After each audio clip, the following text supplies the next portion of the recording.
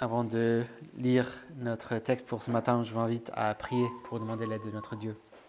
Prions. Merci notre Dieu pour ta parole, pour cette bonne nouvelle que tu nous as révélée, cette parole que tu nous as adressée, cette parole d'alliance qui nous affirme que tu veux vivre en alliance avec nous dans cette intimité si forte.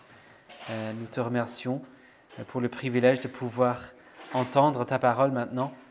Et nous voulons te prier que par ton esprit, que tu nous parles, que tu rendes cette parole présente, actuelle, puissante pour nous, que nous puissions entendre ta voix, entendre ce que tu veux nous dire maintenant, que tu nous transformes par ta parole, que tu fasses de nous ce que nous ne sommes pas encore, par ta grâce, ta miséricorde, ta puissance, pour que nous puissions te glorifier tous nos jours.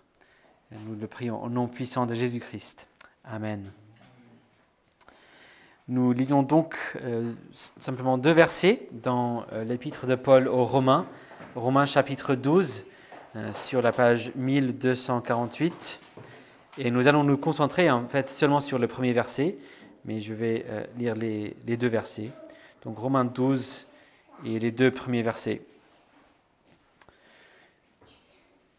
Paul dit ceci: « Je vous exhorte donc, frères, par les compassions de Dieu, à offrir vos corps comme un sacrifice vivant, saint, agréable à Dieu, qui sera de votre part un culte raisonnable.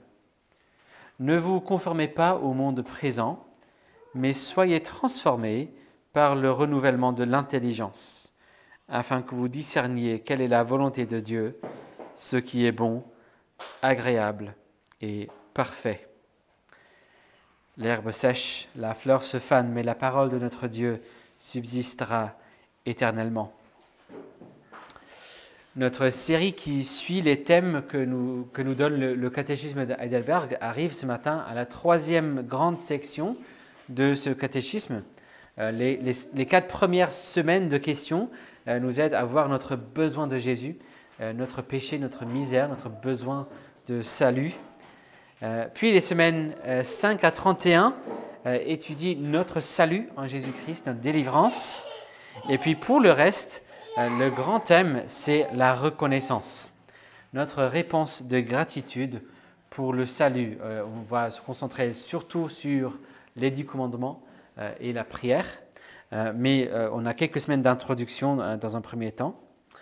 Et c'est un principe essentiel pour comprendre la vie chrétienne, la gratitude en réponse à la miséricorde de Dieu. Et le texte que nous avons sous les yeux ce matin nous explique ce principe essentiel pour la foi chrétienne. Il y a énormément d'idées fausses dans le monde, mais aussi dans l'Église, concernant ce que c'est d'être chrétien, ce que c'est de vivre la vie chrétienne. Pour plusieurs personnes, être chrétien, c'est faire un effort, essayer de faire le bien, essayer de gagner son salut, justifier son existence devant Dieu, justifier son existence devant d'autres, chercher à se rendre acceptable, accumuler un bon score, gagner sa place au ciel, etc., etc. Faire le bien, quoi qu'il en soit, pour chercher quelque chose. Et c'est précisément le point essentiel de différence qui différencie la vraie foi que révèle la Bible et les autres religions, y compris des systèmes qui portent le nom du christianisme, qui dépendent principalement des inventions humaines ou des ajouts humains à la parole, plutôt que ce que disent simplement les Écritures. Il est vrai que nous avons ici un appel aux œuvres bonnes, ça c'est clair. Paul nous appelle ici à vivre une bonne vie, mais le fondement, la raison est vraiment très très importante à noter. Et une fois qu'on a compris ce fondement, ce que nous dit ce verset concernant les œuvres bonnes que nous devons faire, va nous aider énormément aussi. Le système de numérotage des chapitres et des versets dans la Bible n'appartient pas bien sûr au texte original. C'est un outil qu'on a ajouté à naviguer le livre plus tard. parce que c'est un livre très, très long et varié, mais c'est tout de même un système utile pour se donner une idée de où on est dans le texte. Et si je vous dis que cet épître de Paul aux Romains a 16 chapitres, on voit qu'on est vers la fin, on est dans le dernier quart du livre. Et donc regardons où on est, chapitre 12. Et donc, bien sûr, avant 12, il y a 11, donc il y a 11 chapitres avant cela. Et c'est seulement ici que Paul commence à parler des questions d'application pratique. Il a donné quelques impératifs avant, mais simplement c'est principalement des impératifs à croire ce qu'il dit, se rendre compte de ce qu'il dit. Mais très peu d'impératifs, même il n'y a rien avant le chapitre 6, c'est là où il commence à dire il faut se rendre compte de ça, il faut vous considérer comme étant ça. Mais c'est seulement ici qu'il commence à dire ce qu'il faut faire en réponse à la parole de Dieu de façon pratique. On doit constater donc que ce petit mot « donc », le quatrième mot dans la traduction française, a un rôle extrêmement important dans cette phrase. Ce petit mot « donc » a énormément de poids. Ce que Paul va nous dire à partir de ce moment-là, dans son épître, n'est pas le début de la vie chrétienne, ce n'est pas son introduction à la vie chrétienne, il ne commence pas ici, c'est sa conclusion à la base de tout ce qu'il vient de dire pendant 11 chapitres. Dans ces chapitres, il a exposé qu'il a une merveilleuse nouvelle à partager, mais dans un premier temps, il faut voir qu'il y a la colère de Dieu contre toute l'humanité pour sa rébellion contre son Créateur. Dans la lecture que j'ai faite pour l'assurance du salut, tous ont péché et sont privés de la gloire de Dieu. Il a expliqué que personne n'est sans excuse. Nous sommes tous pécheurs, des rebelles contre Dieu. Et ce n'est pas à ce point-là qu'il commence à nous dire ce qu'il a à faire des œuvres bonnes. Il dit, vous êtes des pécheurs, donc faites du bien. Non, non, non, il a encore des choses à dire. Il continue en expliquant que ce que Jésus-Christ a fait pour nous. Jésus a pris la place de notre père Adam, et ainsi il a pris notre place. Il est le deuxième Adam pour représenter ceux qui appartiennent à lui de manière parfaite, ce que Adam n'a pas pu faire. Il a pris sur lui le salaire de nos péchés, c'est-à-dire la mort, et de plus, il est ressuscité d'entre les morts. Et ce n'est pas là qu'il commence à nous parler de bonnes œuvres, mais il doit quand même traiter l'aspect négatif de cette question-là. Il doit quand même expliquer que cette merveilleuse nouvelle n'est pas une excuse pour pécher comme on veut et faire n'importe quoi. Paul appelle les Romains à vivre dans une cohérence totale avec cette bonne nouvelle. Ce n'est pas parce qu'il y a de la grâce qu'il faut pécher, mais justement, c'est parce qu'il y a de la grâce qu'on veut servir. Paul nous rappelle que pour ceux qui sont en Christ Jésus, unis à ce Sauveur par la foi, il ne reste plus aucune condamnation et tout concourra au bien de ceux qui sont à lui pour sa gloire. Et ainsi il nous appelle à marcher dans l'esprit. Et ce n'est que après ces 11 chapitres, composés principalement d'indicatifs, d'explications de ce que Dieu a fait pour nous en Jésus-Christ, que Paul commence maintenant à aborder comment un chrétien doit vivre pour Dieu en réponse à cette bonne nouvelle.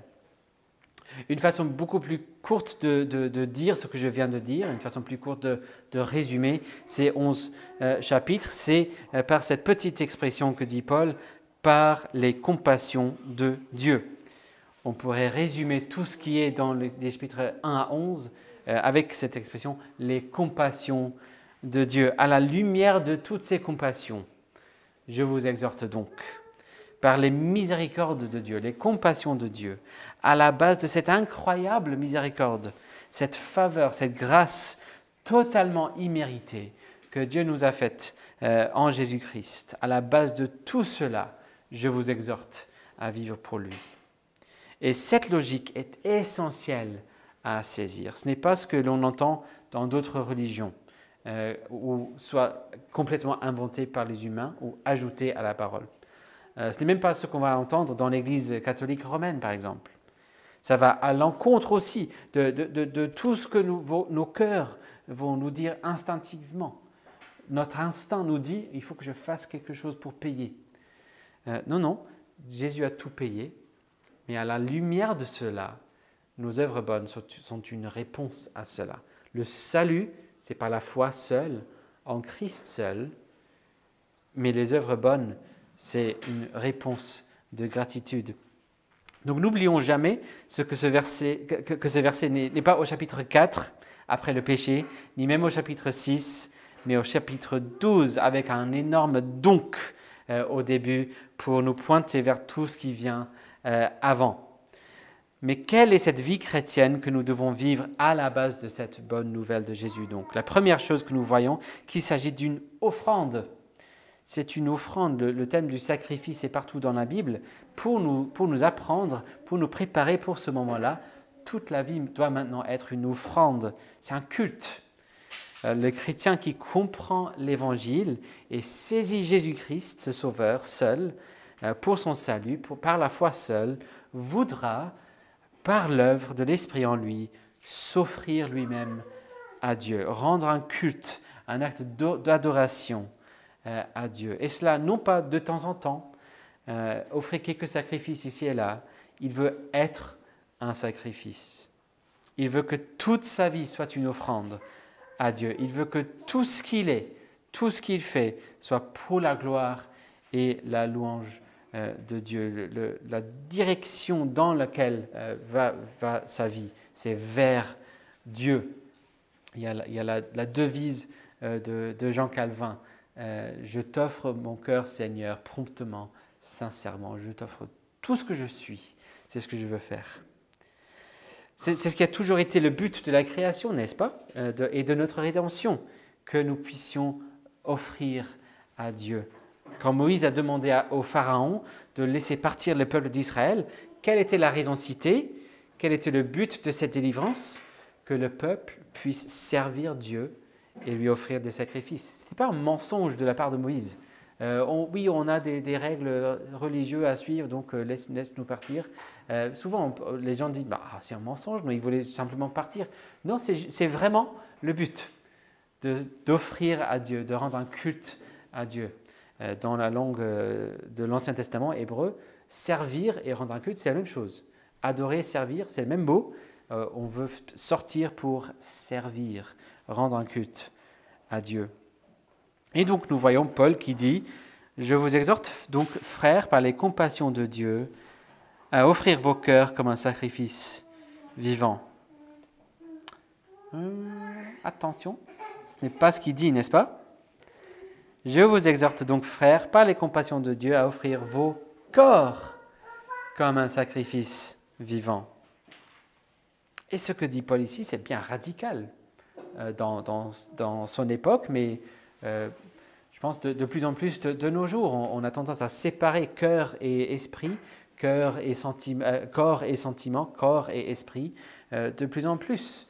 On peut dire ce que je suis dans mon esprit ne correspond pas à ce que je suis dans mon corps, donc il faut laisser à côté ce qu'est le corps. Il faut transformer le corps pour être cohérent avec le cœur. Non, Paul voit que c'est une unité. J'avais un pasteur, Catherine aussi, quand on était en Angleterre. C'est une église anglophone, et le pasteur aimait bien utiliser des mots très très longs. Et donc, il aimait à nous rappeler que nous sommes des unités psychosomatiques. Donc, une unité de l'âme et corps. Psycho, âme, soma, corps. Nous sommes des unités psychosomatiques, pas une séparation, mais deux éléments ensemble. Ce que dit Paul ici est bien radical. Dans la culture grecque du monde ancien, on avait vraiment tendance à dénigrer le corps. Le but de la vie, c'était d'échapper de ce prison qu'est le corps pour être libéré dans l'âme. Et pour les questions d'éthique, ça pouvait amener dans deux sens différents possibles. Soit on devenait très très ascétique, c'est-à-dire on traitait son corps de manière très très sévère. pour maîtriser le corps, pour contrôler le corps. On se faisait souffrir pour maîtriser soi-même, pour purifier l'âme. Sinon, l'autre extrême était de dire, puisque le corps n'importe pas, faisons n'importe quoi avec le corps. On peut laisser le corps faire ce qu'il veut. Le corps a ses désirs, le corps a ses appétits, laissez-le faire ce qu'il veut. Ça ne touche pas le cœur. L'important, c'est le cœur, c'est l'âme. Donc, faites ce que vous voulez avec vos corps, tant que vos âmes restent pures, tout va bien. Et donc, on avait ces deux extrêmes. On voit dans le Nouveau Testament, les apôtres, surtout Paul, doit avertir contre les deux extrêmes de cette culture grecque qui touchait de plus en plus l'Église. Ce n'est pas du tout la perspective biblique chrétienne. L'obéissance chrétienne comprend et implique non pas seulement le cœur, l'âme, l'esprit, mais aussi le corps, tout l'être, toute l'unité psychosomatique. Et c'est logique. C'est logique. La bonne nouvelle de Jésus a compris nos corps aussi, n'est-ce pas? C'est Dieu qui a créé nos corps, Romains chapitre 1. Nos corps subissent le salaire du péché, la mort, Romains chapitre 3. Nos corps reçoivent la bénédiction éternelle du salut en Jésus-Christ, la résurrection. Romains 8, toute la terre attend la résurrection. C'est le grand événement que nous attendons. Nous offrons donc nos corps à Dieu pour le servir et pour l'adorer. Le théologien écossais John Murray fait une observation très utile ici dans son magnifique commentaire sur Romains. Je cite, « Paul est réaliste et il était conscient du fait que si la sanctification, ce processus de suivre Jésus et devenir de plus en plus saint, si la sanctification n'englobait pas l'aspect physique de notre personnalité, elle serait annulée dès le commencement. » Je vais reciter. Paul était réaliste. Il était conscient du fait que si la sanctification n'englobait pas l'aspect physique de notre personnalité, elle serait annulée dès le commencement. Si ça ne comprend pas mon corps, je ne vais pas faire des progrès. C'est-à-dire, Paul savait que dans cette transformation que nous appelons la sanctification, ce changement radical que produit l'Esprit en nous, cette vie de repentance et de foi en Jésus-Christ, si je n'engage pas mon corps dedans, si je disais simplement que c'est une activité purement mentale, spirituelle, alors ce ne serait pas vraiment une transformation, n'est-ce pas? Si ma réponse aux compassions de Dieu ne touche pas mes pieds et où ils vont, mes mains et ce qu'ils font, mes doigts et ce sur quoi ils cliquent, ce que mes yeux regardent, ce que mes yeux écoutent, ce qui rentre et surtout ce qui sort de ma bouche, alors mon engagement à Jésus est clairement douteux. Si ça ne touche pas mon corps, l'engagement est douteux. Notre réponse à la bonne nouvelle engage notre corps. Nous sommes notre corps. Nous ne sommes pas simplement notre âme. Vous êtes, chacun de vous, vous êtes votre corps et votre âme. Non pas pour chercher on ne doit pas chercher à échapper notre corps. On doit chercher à garder ce corps en version glorifiée dans l'avenir. Mais on veut offrir à Dieu ce corps renouvelé.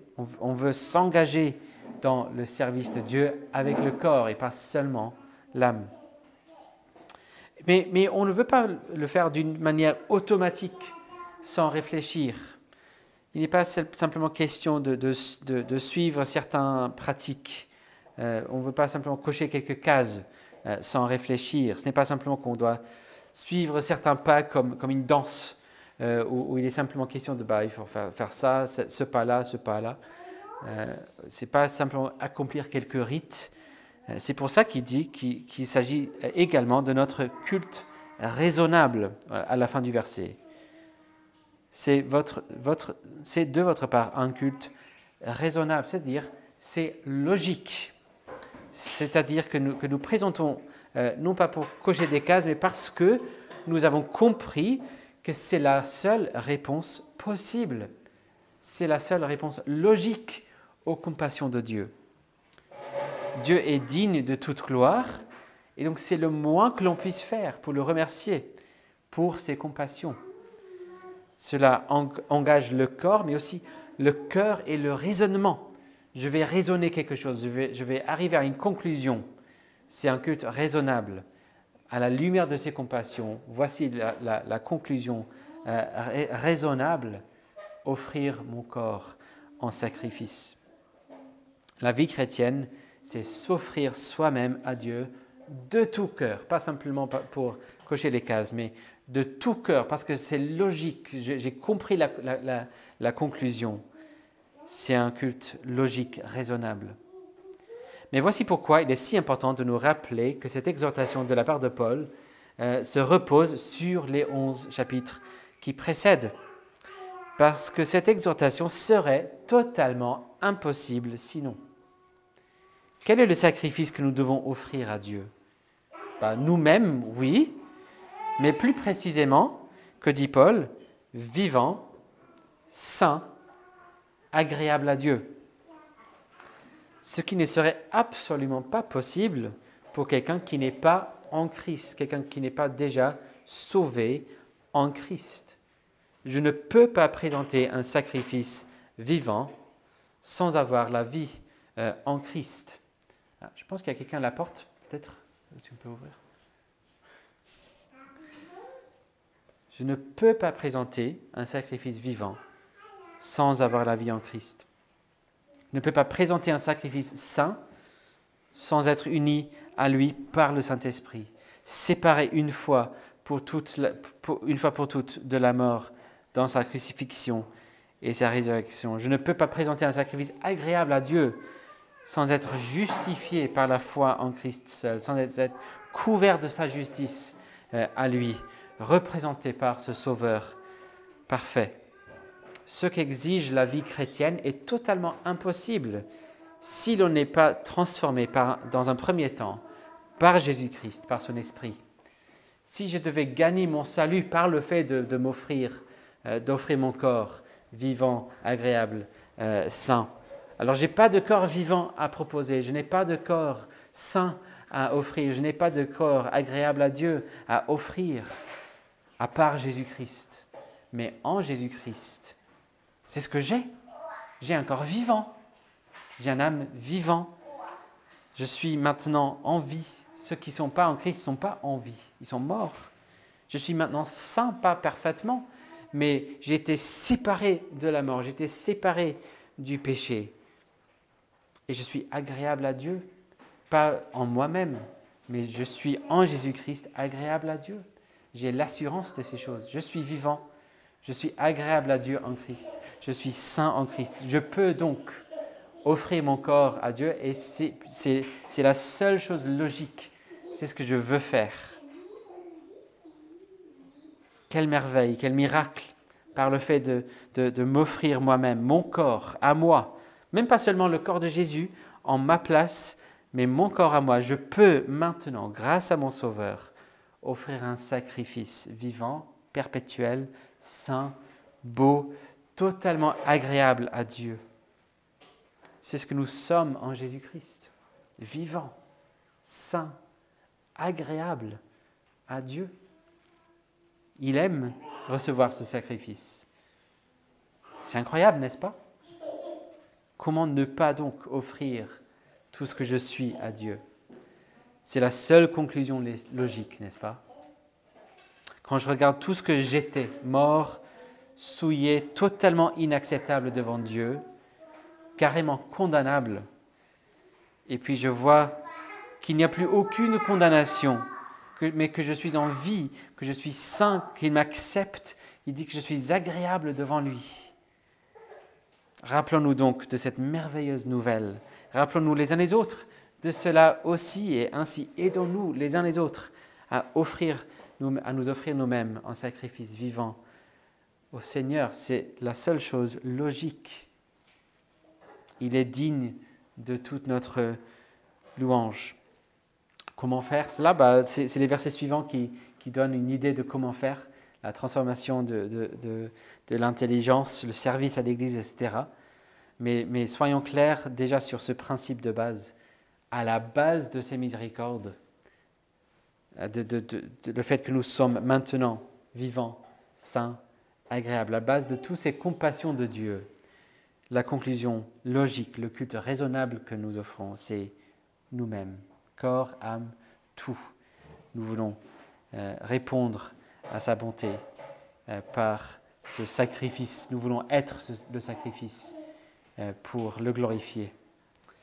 Amen. Prions. Merci notre Père pour tes compassions. Merci pour le privilège de pouvoir être en Jésus-Christ et ainsi en lui être vivant, saint et agréable dans tes yeux.